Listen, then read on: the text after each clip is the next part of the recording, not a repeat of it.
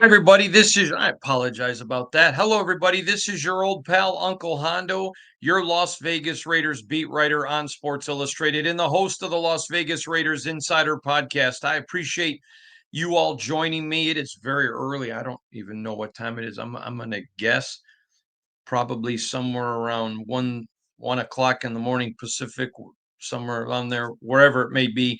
It's great to be with you today with another coaching update. We obviously have a lot to discuss. The termination of Tom Telesco. What does that mean? We're going to dig in on his legacy, but we're also going to look at what does it mean in reality. We're going to talk about latest that I'm hearing from around the NFL and from within the organization. We got a lot to dig into, so let's just get right at it. I will tell you a couple of observations that I find fascinating. Mark Davis and Tom Brady, and probably Richard Seymour, not probably, and Richard Seymour are playing this extremely close to the vest. There was shock in the building that Tom Telesco was fired. I know I didn't talk to everybody in the building, but there was shock in the building. Um, they played it close to their chest. There were several people that thought Tom was safe. In fact, I saw some media reports of people saying it, and I don't think they reported wrongly because I was told by people who should know. Yeah, Tom's safe. And they're playing it very, very close to the vest. So let's very quickly go back and let's review Tom Telesco. As many as you know, when Tom got this job, I did not know Tom in the least bit. However, he and I share several very good friends, people that who I admire and respect, who are in my friend group. Um, I have a group of people that I consider really good acquaintances. Then I have a small group of people that I consider very close. Tom and I shared a couple of people that I'm very close with. And so when those people get in my circle, because my circle's tight, and they speak highly of a person, I instantly, all right, you get the benefit of the doubt with me. And I told you that right up front. Tom Telesco, in the year that I got to really know him, not one time ever demonstrated anything other than impeccable character and integrity on and off the record. Integrity of how he respected his family. That was back in California. He was a tremendous father, a great husband, a very good executive. People in the building understood that he knew exactly what he wanted. He wasn't going to differentiate. I mean, he wasn't going to um, be duplicitous, and people respected him. Now, if you look at his draft, it was a phenomenal draft. He did not have a good draft. He had a phenomenal draft, which was very good because the Raiders stayed out of the way. But I will share with you a couple of stories. So, people within the Bolts organization had told me when he got fired, this is a shame. This is a really good guy. The family that owns the Chargers wanted to go all in because they were desperate to win, and so they're in salary cap hell. But Telesco's going to get blamed for it. But it was the family pushing to try to make 2023 their year to win. And I would never betray any off the record conversation that I had with Tom Telesco, and I had a lot of them. But what I would tell you, um, when I say a lot, I'm going to say probably, well, I don't know, but I'm not. It wasn't, you know, 50 or anything like that. But I had multiple. What I would tell you is, um, privately and on the record, he never did anything other than take all the blame for what happened with the Bolts, the situation they were in, and he was nothing but respectful. Now, I'm going to tell you why that's a big deal to me. When I was younger, I worked at an Arby's, and I remember one time getting my paycheck and kind of complaining at the size of it. And my father got my attention. And if you had a dad like mine, that finger, when he was upset, looked like it was probably 4.5 feet long. And he said to me, When you give your word to go to work for somebody for X amount of dollars an hour and they pay you and that check doesn't bounce, you shut your mouth. If you don't like the job, get another one. If you think you're worth more, make yourself more valuable, but shut your mouth. Yes, sir. And that's always stuck with me. You don't like your job, go get another one. You don't like how much you get paid, improve your value. But if you agree to work and you get paid for what you agreed to, do nothing other than praise your employer. It's part of being part of a team. Anyways, so I've always used that little bit of wisdom that my dad gave me when judging people. If I hear people complaining about their bosses or their company, I'll say, "Did you agree to work for that amount?" Yeah. And what are you complaining about? Yeah, I know. So I found that to be very fascinating. I found that to be very enlightening, and I found it to be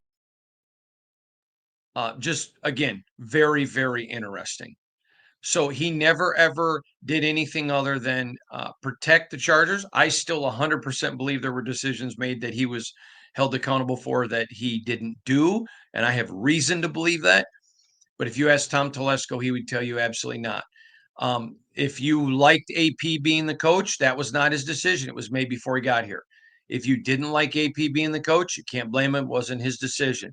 If you liked AP being fired or if you wished AP would have been kept, that wasn't his decision either way. I mentioned, I think it was on yesterday's podcast, how he was holding down, evaluating free agents, working on the draft. All of that was going on.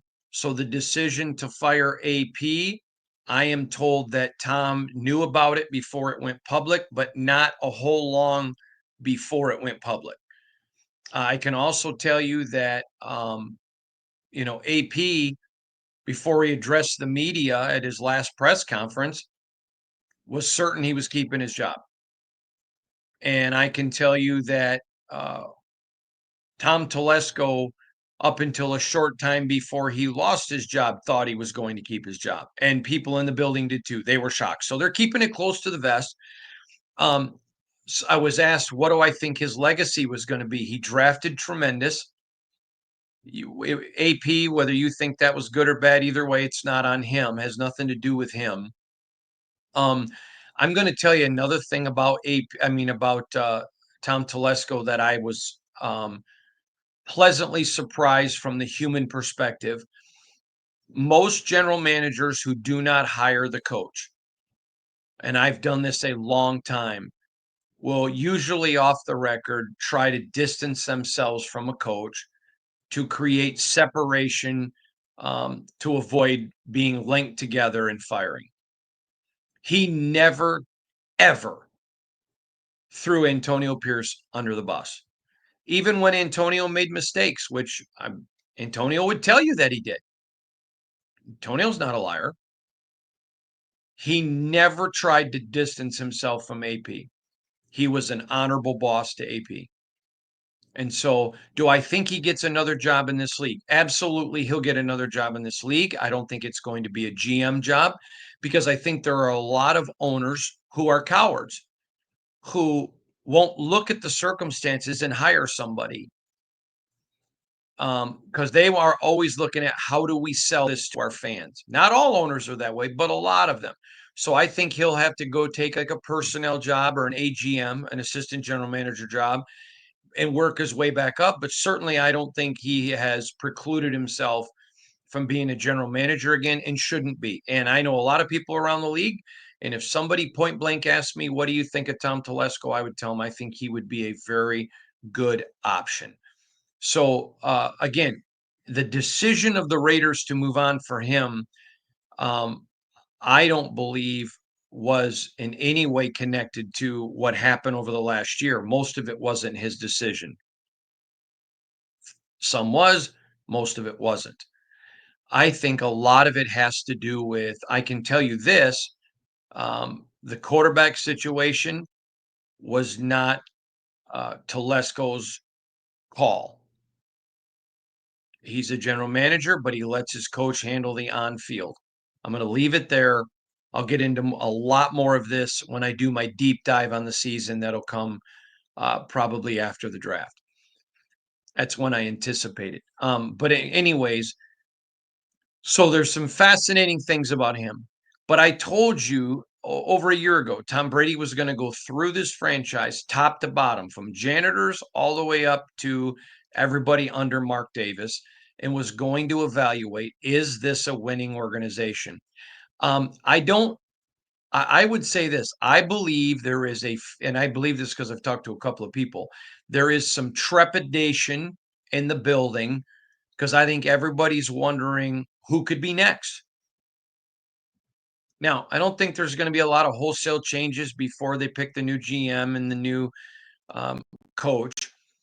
But I think everybody in the building now is well aware, every single person's, from the janitor to everyone under Tom Brady and Richard Seymour's jobs, are going to be scrutinized. Every single one of them.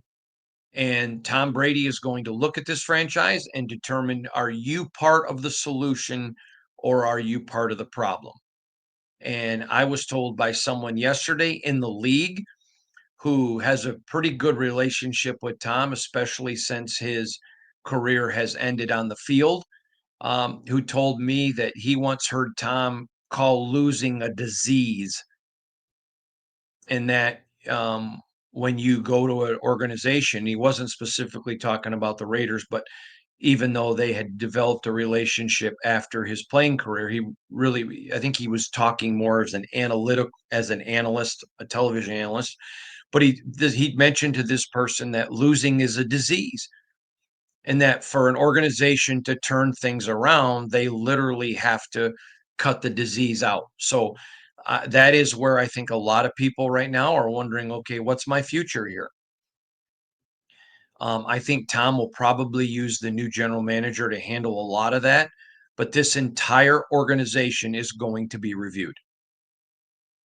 If you're a Raider, I would think, because I hear from so many of you who are tired of the commitment to mediocrity and the commitment to instability and the commitment to losing, that would be encouraging to you.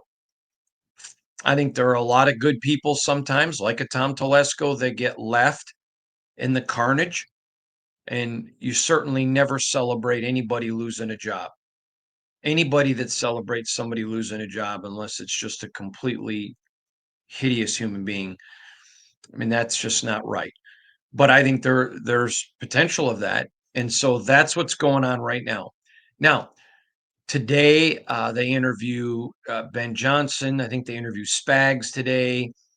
Um, I believe, and this is what in the building, I don't think anybody has any clue of what's happening next. I think it's a three-person brain trust. I think some of the other owners obviously have a opinion, but I think it's Davis and Brady and Seymour, and that's it. I think maybe some of the other owners, but that's it. I don't think anybody else knows or has a clue. And I think that they already had their eye on probably who they want as a general manager, but they're going to go out, do a ton of interviews, A, because they have to, and B, because I think they want to, talk to some of the best minds. Imagine sitting down and talking to a up and coming general manager and saying, what do you think of our roster? What do you think of our organization? I think this is a great chance for free get great evaluations on your franchise. Imagine sitting down with Spags, who's one of the most respected defensive minds in the National Football League. Hey, Spags, what do you think of our roster? Well, I would probably get rid of this guy, and because I know when we go after him, we target him. Oh, okay, good to know. Um, or your game day this, your game day that, whatever.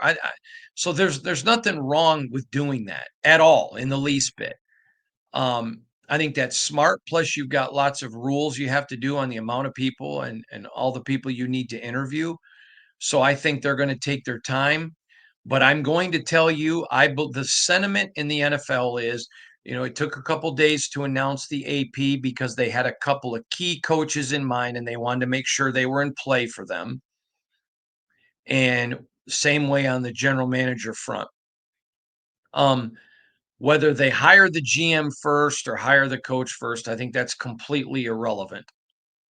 I think you're going to have another situation where the GM and the coach are pretty much tied together, like you saw with Ziegler and McDaniels, and you saw it with Gruden and Mayock. I don't like that system. Now, not because it won't work, because we've seen it work, but it fails significantly more than it works. I think a coach, and I've been told this by so many people, there are very few Bill Belichick's, clearly. And so a lot of coaches, they see the forest and they see the trees and miss the forest. I think it's just better, but at the same time, it's worked. So if you hit it on one of those rare opportunities, I was at the Sports Illustrated Sports Person of the Year the other night. I told you I got to spend some time with Travis Hunter and Simone Biles and Muhammad Ali's widow, who is just a sweetheart of a human. And I kind of have a relationship with her previous to her to seeing her the other night.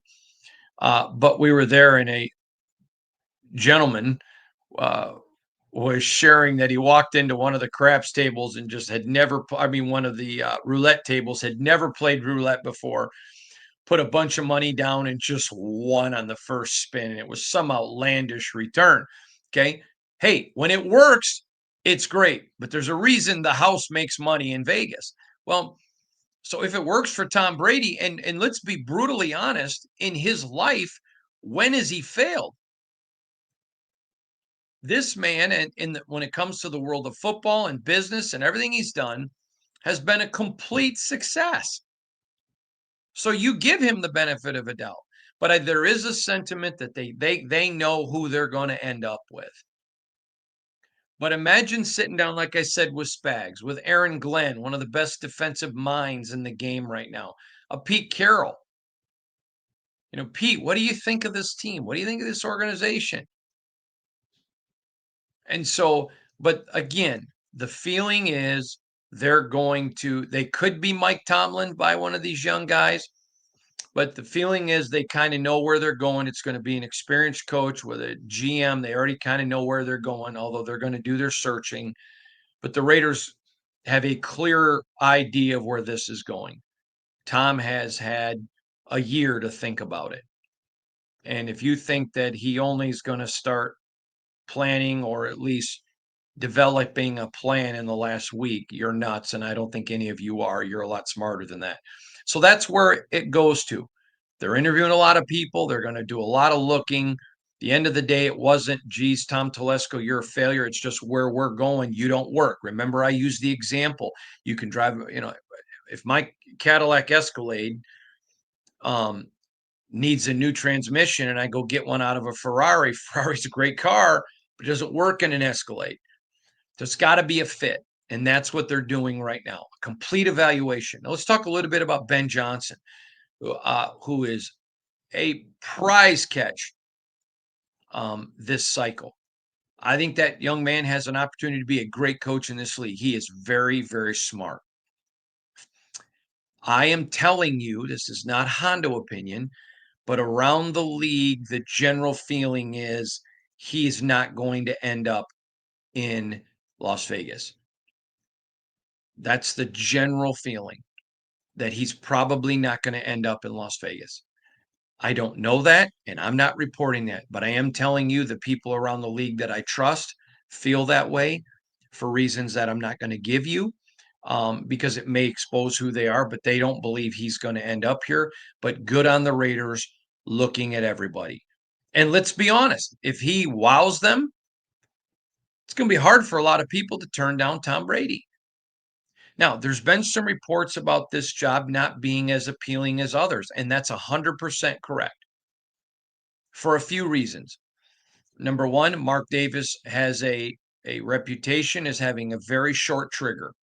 I believe that's changing with this process. I 100% believe that, and I'm not guessing. That's still his reputation. Number two, the Raiders do not have a defined quarterback yet. That's factual. And number three, there is a lot of people saying, well, what's it going to be like with Tom Brady? Is he going to let his guy be the guy? I've heard from several NFL people that they think Tom Brady is a very strong willed individual and he is going to need a very strong willed coach.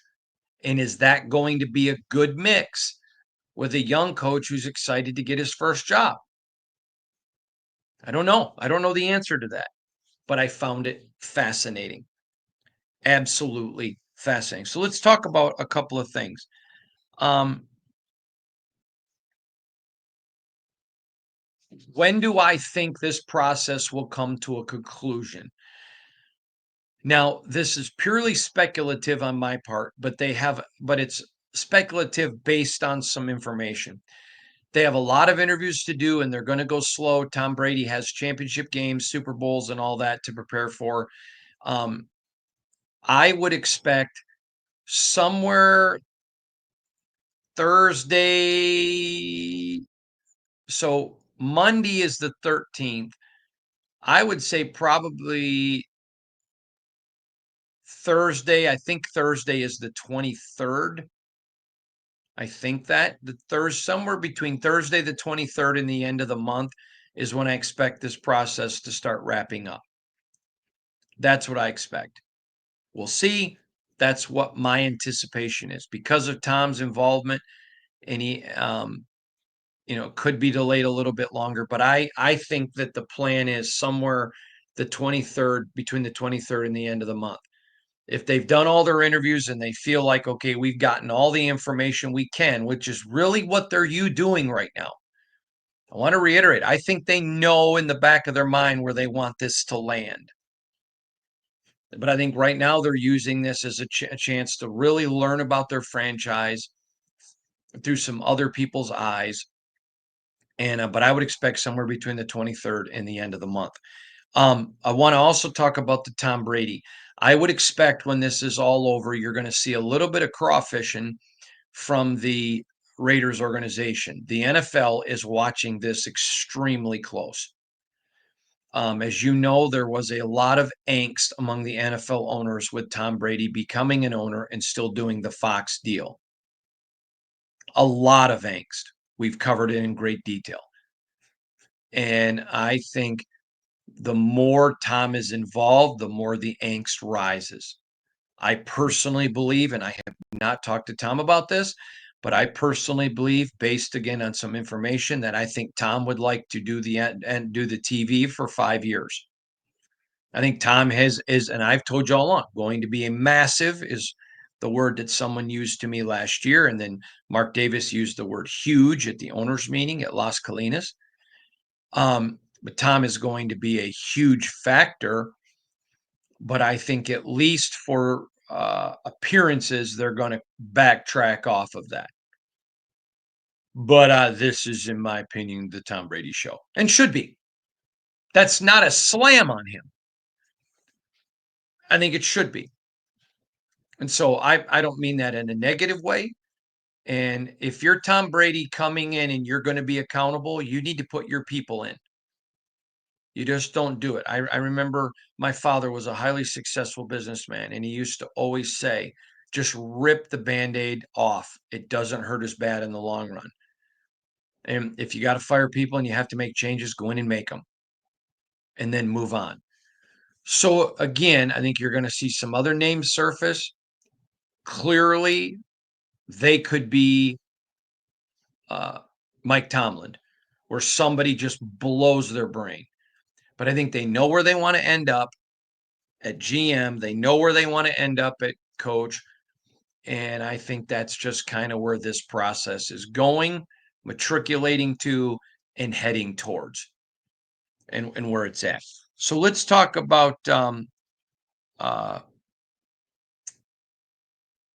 uh, Brady, and I want to talk about Brady and Mark Davis. I think one of the things that makes Mark Davis a really evolving great owner is whereas a lot of these men are billionaire businessmen, and that comes with big egos. Mark Davis is not a big ego guy, which is very rare. I've had the privilege in my life of knowing and know a few billionaires, and usually that comes with very high ego. That's not what you get with Mark Davis. In fact, I have never walked away from a conversation with him where I haven't thought, that is pleasantly refreshing.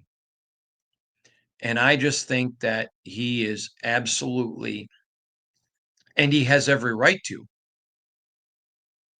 listening to everything Tom Brady says. And until Tom Brady proves to be a loser, which would be the first time in his life, I don't blame him for doing that at all. So again, expecting the process to continue, the Raiders looking under every single rock, stump, looking for any information, anything that can make them better, anything that can improve this franchise. Tom Brady is looking at everything. I know the Raiders scouts are still actively involved. They are still there. Champ Kelly's still in the building and others.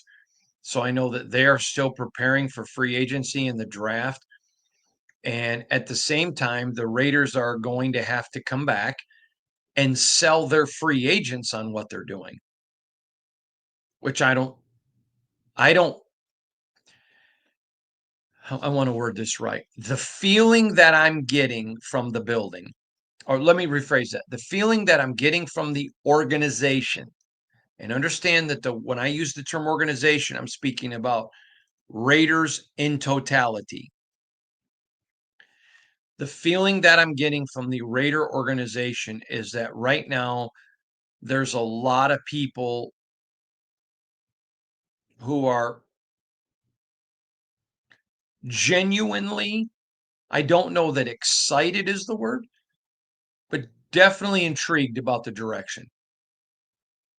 Definitely intrigued about the direction. But I want to remember something. I told you this after the last game.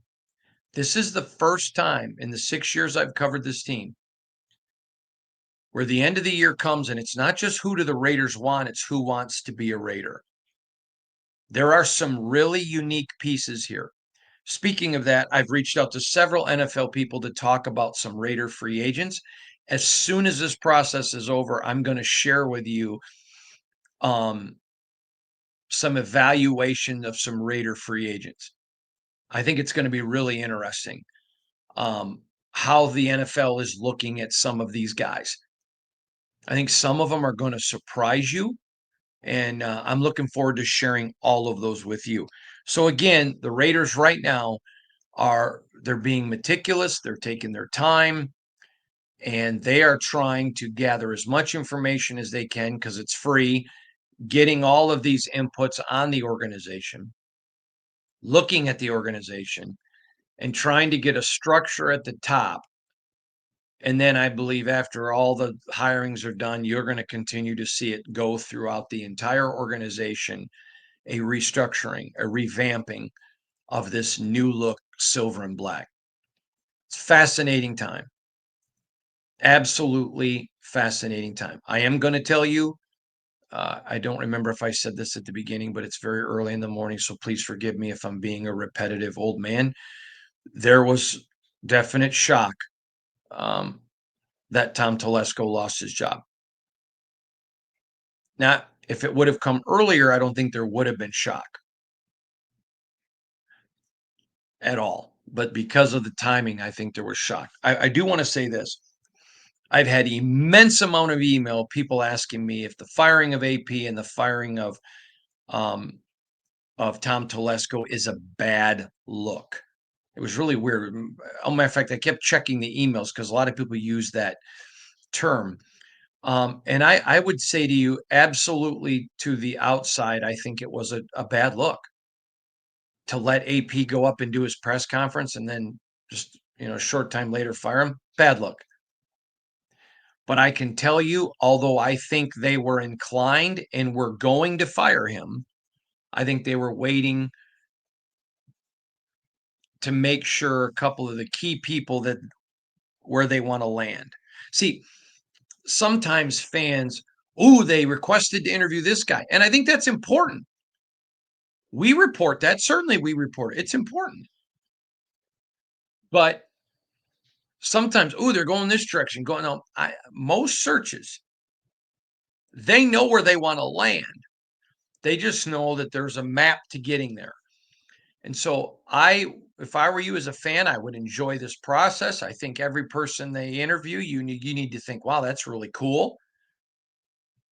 They're going to be able to gather all this information, and maybe one of them will Tomlin them. And again, if you don't know what I'm talking about, go back, watch all the podcasts from today's Friday. So I'd go back to the Tuesday, Wednesday, Thursday, Friday podcast, and you'll know what I mean when I say that. But I think there's a lot of they know where they're going, they know where they're going to land, and uh, the speculation around the NFL is that this is going to be the new look Raiders. In fact, I've had two different people use that term, and I may write an article when this is all done about the new look Raiders. I've had a couple of people ask, "Do you think it's going to be Patriots West again?" No. Do I think there are going to be Patriots involved? Well, Tom Brady and Richard Seymour already are. But remember, the Patriots don't look like the Patriots when they lost Brady. I think it could look like the new look Brady's. And if you're a Raider, when has he failed in football? Not a bad look. Sorry, a lot there for you. I don't even know how long we went today, but a lot there for you. And I'm really looking forward to continuing giving you updates and a lot more. I appreciate all of you. I want you to know that we are pumping out the articles, somewhere around 20 a day, with the latest information on the coaching search. What are we hearing about draft or free agency? Anything that has to do with the Raiders, we are just pumping out all the information. Please set it as a favorite on your home screen. Hit the favorite button or the bell, the notifications. If you're watching this on YouTube or listening on Spotify or Apple, just make sure you're paying attention to all of our latest information, because we're trying to dish it out to you as fast as we can and get it to you. I want to thank every single one of you for listening. God bless you all. Have a great day.